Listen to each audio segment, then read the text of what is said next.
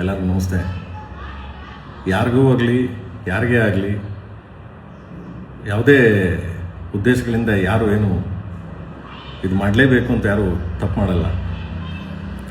So ನಾನು ಪ್ರತಿ ಹಂತದಲ್ಲೂ ಪ್ರತಿ ಸಿನಿಮಾಗಳಲ್ಲೂ ಸಾಂಗ್ಗಳು ಬರ್ತೀನಿ. ದೇವ್ರ ಬಗ್ಗೆ ಸಾಂಗ್ ಬರ್ತೀನಿ, ಲವ್ ಬಗ್ಗೆ ಸಾಂಗ್ ಬರ್ತೀನಿ, ಮದರ್ ಬಗ್ಗೆ ಸಾಂಗ್ ಬರ್ತೀನಿ, ಅಣ್ಣ ತಮ್ಮ ಬಗ್ಗೆ ಸಾಂಗ್ ಬರ್ತೀನಿ. ಪ್ರತಿ ಹಂತದಲ್ಲಿ ಬೇರೆ ಬೇರೆ ಬೇರೆ ಬೇರೆ ಕಂಟೆಂಟ್ ಸಾಂಗ್ ಬರ್ತೀನಿ. ತುಂಬ ಪ್ರೀತಿ, ತುಂಬ ಪ್ರೋತ್ಸಾಹಿಸಿ ನನ್ನ ಈ ರೇಂಜ್ಗೆ ತಗೊಂಬಂದು ನಾನು ಎಲ್ಲರೂ ನನ್ನ ಸಾಂಗ್ಗಳ ಪ್ರೀತಿಯಿಂದ ಕೇಳಿ ಗೆಲ್ಸಿದ್ದೀರ. ಪ್ರೇಮ್ ಸಿನಿಮಾ ಬರ್ತಾನೆ ಅಂತಂದರೆ ಏನು ಸಾಂಗ್ ಜೋರಾಗಿ ಮಾಡಿರ್ತಾನೆ ಅನ್ನೊಂದು ತುಂಬ ಕುತೂಹಲ ಇಟ್ಕೊಂಡು ತುಂಬ ಅದರಿಂದ ಕಾಯ್ತಿರ್ತೀರ. ಸೊ ಅದಕ್ಕೆಲ್ಲ ನಾನು ಯಾವಾಗಲೂ ನನ್ನ ಕೊನೆ ಉಸಿರಿರೋರು ನಿಮ್ಗೆ ಚಿರುವಣೆಯಾಗಿರ್ತೀನಿ. ಬಟ್ ಈ ಸಾಂಗ್ ಬರೆದಾಗ ನಾನು ನನ್ನ ದೃಷ್ಟಿಕೋನದಲ್ಲಿ ನಾನು ಬರೆದೆ. ಒಂದು ಬಾಟ್ಲು, ಒಂದು ಉಪ್ಪಿನಕಾಯಿ, ಸೊ ಇದನ್ನ ಕಂಟೆಂಟ್ ಇಟ್ಕೊಂಡು ನಾನು ಬರೆದೆ. ಒಂದು ವರ್ಡ್ನ ತೆಗೆದು ಹಿಂದೆ ಹಾಕ್ಬೋದಾಗಿತ್ತು, ಬಾಟಲ್ನ ಮೇಲೆ ಎತ್ತಿ ಅಂತ ಹಾಕ್ಬೋದಾಗಿತ್ತು. ನನಗೆ ಕುತೂಹಲ ಇರಲಿ ಅಂತ ತಗೊಂಬಂದಲ್ಲಿ ಎಂಡಲ್ ಆಗ್ತೆ. ಯಾಕೆ ಕುತೂಹಲ ಇರಲಿ ಅಂದರೆ, ಒಂದು ಸಾಹಿತ್ಯ ರಚನೆ ಮಾಡಬೇಕಾದ್ರೆ ಒಬ್ಬ ಸಾಹಿತಿ ಹಾಗೂ ಮಾಡ್ಬೋದು ಹೀಗೂ ಮಾಡ್ಬೋದು ಅಂತ, ಅದನ್ನು ನಾನು ಒಲಗರ ರೀತಿಯಲ್ಲಾಗಲಿ ಬೇರೆ ಯಾರಿಗಾದ್ರೂ ನೋಯಿಸ್ಬೇಕು ಅಂತ ಆಗಲಿ, ಯಾರಿಗೂ ತೊಂದರೆ ಕೊಡಬೇಕು ಅಂತಲೇ ಆಗಲಿ ಯಾವ ಉದ್ದೇಶಕ್ಕೂ ಮಾಡಿದೋನಲ್ಲ ನಾನು. ಯಾಕಂದರೆ ಇವತ್ತಿನವರೆಗೂ ನಾನು ಮಾಡಿಲ್ಲ, ನನಗೆ ಸಾಯೋವರೆಗೂ ನಾನು ಮಾಡೋದು ಇಲ್ಲ. ನನಗೆ ಅದು ಅವಶ್ಯಕತೆಯೂ ಇಲ್ಲ ನನಗೆ. ಸೊ ಇದರಿಂದ ಸುಮಾರು ಜನಕ್ಕೆ ಅದು ಯಾವ ದಿಕ್ಕಲ್ಲಿ ಅದನ್ನು ಅರ್ಥ ಮಾಡ್ಕೊಂಡಿದ್ದಾರೋ, ಸೊ ನನಗದು ಗೊತ್ತಿಲ್ಲ. ನನ್ನ ಅರ್ಥದ ಪ್ರಕಾರ ನನ್ನ ಬರೀಬೇಕಾದ್ರೆ ನಾನು ಈ ಅರ್ಥದಲ್ಲಿ ಅದನ್ನು ಹೇಳಿದೆ.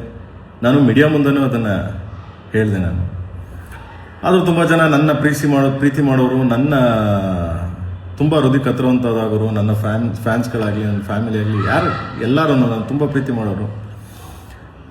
ಸೊ ಕೆಲವ್ರಿಗದು ಹರ್ಟ್ ಆಗಿರ್ಬೋದು, ಕೆಲವ್ರಿಗದು ನನ್ನಿಂದ ಪ್ರೇಮ್ ಈ ಥರನ, ಪ್ರೇಮ್ ಹಿಂಗೂ ಬರೀತಾನ ಅಂತ ಕೆಲವರೆಲ್ಲ ಕೇಳಿದ್ರು. ಸೊ ಒಬ್ಬ ಸಾಹಿತಿ ಆದಮೇಲೆ ಸಾಹಿತ್ಯ ರಚನೆ ಮಾಡ್ಬೇಕಾದ್ರೆ ಹಾಗೂ ಬರೀಬೇಕು, ಹೀಗೂ ಬರೀಬೇಕು, ಎಲ್ಲ ಥರ ಬರೀಬೇಕು. ಬಟ್ ಹಂಗನ್ಬಿಟ್ಟು ಕೀಳು ಭಾವನೆಯಲ್ಲಿ ಯಾರ್ದು ಕೀಳು ಮಟ್ಟದ ಸಾಹಿತ್ಯಗಳನ್ನ ಬರೀಬಾರ್ದು. ಬಟ್ ಇದನ್ನು ನನ್ನ ದೃಷ್ಟಿಕೋನದಲ್ಲಿ ನಾನು ಬಾಟಲ್, ಉಪ್ಪಿನಕಾಯಿ ನಿಮ್ಗೆ ಅವಾಗಲೇ ಹೇಳಿದೆ ನಾನು. ಸೊ ಬಾಟಲ್ನ ಮೇಲೆ ಎತ್ತಿ ತೊಟ್ಟಿಗೆ ತಂಗೊಳಗೆ ಇಳಿಸಿ ದಿಸ್ ಇಸ್ ಅ ಬಾಟಲ್ ಅದು. ಸೊ ಅದನ್ನು ಬೇರೆ ಬೇರೆ ಅರ್ಥದಲ್ಲಿ ಕಲ್ಪನೆ ಮಾಡ್ಕೊಂಡ್ರು, ಬೇರೆ ಬೇರೆ ಅರ್ಥದಲ್ಲಿ ಇದು ಮಾಡ್ಕೊಂಡು ನನ್ನನ್ನು, ನನ್ನ ಫ್ಯಾಮಿಲಿನ, ನನ್ನ ಕೆಟ್ಟ ಅಬ್ಯೂಸ್ ಮಾಡ್ಕೊಂಡು ತುಂಬ ಲೈಕ್ಸು ಕಾಮೆಂಟ್ಸ್ಗೋಸ್ಕರ ಮಾಡ್ತಾಯಿದ್ದೀರಾ. ಎನಿವೆ ಥ್ಯಾಂಕ್ಸ್, ಅವ್ರಿಗೆಲ್ಲ ಒಳ್ಳೇದಾಗಲಿ. ಯಾರ್ಯಾರು ನನ್ನ ಕಾಲು ಎಳಿಬೇಕು, ನನ್ನ ಬಗ್ಗೆ ಕೀಳಾಗಿ ಮಾತಾಡಬೇಕು ಅನ್ನೋದೆಲ್ಲ, ಸೊ ಅದು ನಿಮಗೆ ಬಿಟ್ಟಿದ್ದು. ಏನು ಮಾಡೋಕ್ಕಾಗಲ್ಲ, ಅದನ್ನು ಏನು ಮಾಡೋಕ್ಕಾಗಲ್ಲ. ನಿಮ್ಗೆ ಆ ಥರದವ್ರಿಗೆಲ್ಲ ಅವ್ರಿಗೆಲ್ಲ ಒಳ್ಳೇದಾಗಲಿ, ದೇವ್ರು ನಿಮ್ಮನ್ನೆಲ್ಲ ಚೆನ್ನಾಗಿಟ್ಟಿರಲಿ. ನಾನು ಯಾರಿಗೂ ಈ ಸಾಂಗ್ ಬರೆದಿದ್ದು ಯಾರಿಗೂ ನೋಯಿಸ್ಬೇಕು, ಯಾರಿಗೂ ಹರ್ಟ್ ಮಾಡಬೇಕು, ಯಾರಿಗೂ ತೊಂದರೆ ಕೊಡಬೇಕು ಅಂತೇನು ನನಗೆ ಅವಶ್ಯಕತೆ ಇಲ್ಲ. ಹಂಗೇನಾದರೂ ನಿಮ್ಗಳಿಗೆ ಹರ್ಟ್ ಆಗಿದ್ರೆ, ಹಂಗೇನಾದರೂ ನಿಮ್ಗಳಿಗೆ ನನ್ನಿಂದ ನೋವಾಗಿದ್ರೆ, ಸೊ ಕ್ಷಮೆ ಇರಲಿ, ಕ್ಷಮಿಸಿ ಅಂತ ಕೇಳ್ತೀನಿ ಎಲ್ಲರೂ. ಆ್ಯಂಡ್ ಯಾಕೆಂದರೆ ನಾನು ಕ್ಷಮೆ ಕೇಳೋದು ತಪ್ಪೇನಿಲ್ಲ ನನಗೆ. ಏನಕ್ಕೆ ಇನ್ನೊಬ್ರಿಗೆ ಹರ್ಟ್ ಮಾಡಿ ಅದರ ಮೇಲೆ ನಾನು ಹೋಗಿ ಜೀವನ ಮಾಡೋದಾಗಲಿ, ಅದರ ಮೇಲೆ ನಾನು ಹೋಗಿ ಇನ್ನೊಂದು ಕೋಟೆ ಕಟ್ಟೋದಾಗಲಿ ನನಗೆ ಅವಶ್ಯಕತೆನೇ ಇಲ್ಲ. ಯಾಕಂದರೆ ನೀವಿದ್ದರೆ ನಾನು, ಸೊ ನೀವೆಲ್ಲ ಸಪೋರ್ಟ್ ಮಾಡೋದ್ರಿಂದ ನಾನು. ಸೊ ಅದರಿಂದ ಆ್ಯಂಡ್ ಆ ಸಾಂಗು ಅಷ್ಟೇ, ಯಾರಿಗಾದ್ರೂ ಹರ್ಟು, ನೋವು, ತೊಂದರೆ ಯಾರಿಗಾದ್ರೂ ಹಂಗೆ ಆಗಿದ್ದಲ್ಲಿ ನಾನು ಮತ್ತೆ ಸಾಂಗ್ನ ರೀರೈಟ್ ಮಾಡ್ತೀನಿ. ಓಕೆ, ಮತ್ತೆ ರೀರೈಟ್ ಮಾಡ್ತೀನಿ. ಸೊ ಮತ್ತೆ ತಿರ್ಗಿ ದೇಶಾದ್ಯಂತ ರಿಲೀಸ್ ಮಾಡ್ತೀನಿ, ಮತ್ತೆ ಬರೀತೀನಿ ಅದನ್ನು, ಬೇರೆ ಬರೆದು ಮತ್ತೆ ಮಾಡ್ತೀನಿ. ಯಾಕೆಂದರೆ ನಿಮ್ಗೆ ಹರ್ಟ್ ಮಾಡಿ, ನಿಮಗೆ ತೊಂದರೆ ಕೊಟ್ಟು, ನಿಮಗೆ ನೋಯಿಸಿ ನಾನು ಯಾವತ್ತೂ ನನಗೆ ಆ ಥರದ್ದು ಉದ್ದೇಶನೂ ಬೇಡ. ನನಗೆ ಅದೇನು ಅರ್ಥ ಆಗಿದೆ ನನಗದು ಗೊತ್ತಿಲ್ಲ. ಸೊ ಆ ಹಿಂದಿ ಸಾಂಗು ಬರಿಬೇಕಾದ್ರೂ ಅಷ್ಟೇ ಕೆಲವು ವರ್ಡ್ಸ್ಗಳು ನನಗೆ, ಕೆಲವು ವರ್ಡ್ಸ್ಗಳಾಗುತ್ತೆ, ಸಮ್ ವರ್ಡ್ಸ್ಗಳು ನನಗೆ ಇದಾಗುತ್ತೆ, ಕೆಲವು ಜಾಸ್ತಿ ವರ್ಡ್ಸ್ಗಳು ನನಗೆ ಗೊತ್ತಿಲ್ಲ ಹಿಂದಿ. ಬಟ್ ಹಿಂದಿ ಬರೆದಿದ್ದು ನಮ್ಮ ರಕೀಬ್ ಅಲಮೂರು ಏಕಾಏಕಿ ಅದೊಂದು ಸ್ಟೇಟ್ಮೆಂಟ್ ಕೊಟ್ಟರು ಅವರು, ಇಲ್ಲ ನನಗೆ ಕನ್ನಡ ಏನಿತ್ತು ಅದನ್ನೇ ಬರೆದಿದ್ದೀನಿ ನಾನು ಅಂತ. ಕನ್ನಡದಲ್ಲಿ ತುಂಬ ಚೆನ್ನಾಗಿದೆ ಸಾಹಿತ್ಯ. ಕೆಲವು ವರ್ಡ್ಸ್ಗಳು ಅವ್ರು ಯಾರ್ಯಾರಿಗೆ ಅರ್ಥ ಆಯಿತು ಗೊತ್ತಿಲ್ಲ, ಬಟ್ ಹಿಂದಿ ನನಗೆ ಅರ್ಥ ಆಗಲಿಲ್ಲ ಅದು. ಸೊ ಬಟ್ ಕೆಲವು ಲ್ಯಾಂಗ್ವೇಜ್ ನನಗೆ ಪ್ರಾಬ್ಲಮ್, ಅದು ಎಲ್ಲರಿಗೂ ಗೊತ್ತೇ ಇದೆ.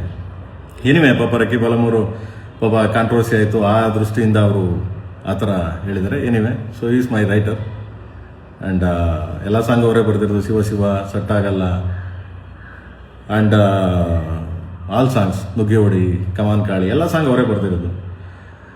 ಆ್ಯಂಡ್ ಸೊ ಅದು ಪಾಪ ಅವರು ಸಮಜಾಯಿಸ್ಕೊಳ್ಳಲಿಲ್ಲ ಆ್ಯಂಡ್ ಇಟ್ಸ್ ಓಕೆ. ಸೊ ಅವರು ನನ್ನ ಇದ್ರ ಮೇಲೆ ಹಾಕಿದ್ರು. ಎನಿವೆ, ಸೊ ನಾನು ಒಪ್ಕೋತೀನಿ, ಆಯಿತು ಅಂತ ನಾನು ಅದನ್ನು ಅಗ್ರಿ ಮಾಡ್ತೀನಿ. ಯಾಕೆಂದರೆ ಅವರು ಎಲ್ಲೋ ಭಯದಿಂದ ಎದ್ರಕೊಂಡು, ಭಯದಿಂದ ತುಂಬ ಇದರಿಂದ ಅಯ್ಯೋ ನಾನು ಈ ಥರ ಹಿಂಗಾಗ್ತಿದೆ ನನಗೆ ಅಂತ ಎದ್ರಕೊಂಡು ಅವರು ಪ್ರೊಡಕ್ಷನ್ ಮೇಲೆ ಆಗಲಿ, ಪ್ರೇಮ್ ಮೇಲೆ ಆಗಲಿ, ಸೊ ಸಿನಿಮಾ ಮೇಲೆ ಆಗಲಿ ಹಾಕಿದ್ದಾರೆ. So anyway, so no problem. And ನೂರ ಅಷ್ಟೇ, ನೂರವರು ಬಂದ್ಬಿಟ್ಟು ಸಿನಿಮಾ ಮಾಡಬೇಕಾದ್ರೆ ನೂರವ್ರು ಮಾತಾಡಿದ್ದು ರಿಯಲಿ ನನಗೆ ತುಂಬ ತಪ್ಪದು. ಯಾಕೆಂದರೆ ಯಾವುದೇ ಕಲಾವಿದ ಆಗಲಿ, ಯಾರೇ ಆಗಲಿ, ಒಂದು ಸರಿ ಸಿನಿಮಾ ಮಾಡ್ಬೇಕಾದ್ರೆ, ಒಂದು ಸರಿ ಕಮಿಟ್ ಮಾಡಾಕ್ಬಾರೆ ಸಾಂಗ್ ಕೇಳ್ತಾರೆ, ಸಾಹಿತ್ಯ ಕೇಳ್ತಾರೆ, ಆಮೇಲೆ ಅವ್ರ ಎಕ್ಸ್ಪ್ರೆಷನ್ ಹೆಂಗೆ ಬರುತ್ತೆ, ಸಾಹಿತ್ಯ ಗೊತ್ತಿಲ್ಲದೆ ಎಕ್ಸ್ಪ್ರೆಷನ್. ಸೊ ಎಕ್ಸ್ಪ್ರೆಷನ್ ಹೆಂಗೆ ಬರುತ್ತೆ ಸಾಹಿತ್ಯ ಗೊತ್ತಿಲ್ಲ ಅಂದರೆ, ಒಂದೇ ಬರುತ್ತೆ ಅಲ್ವಾ.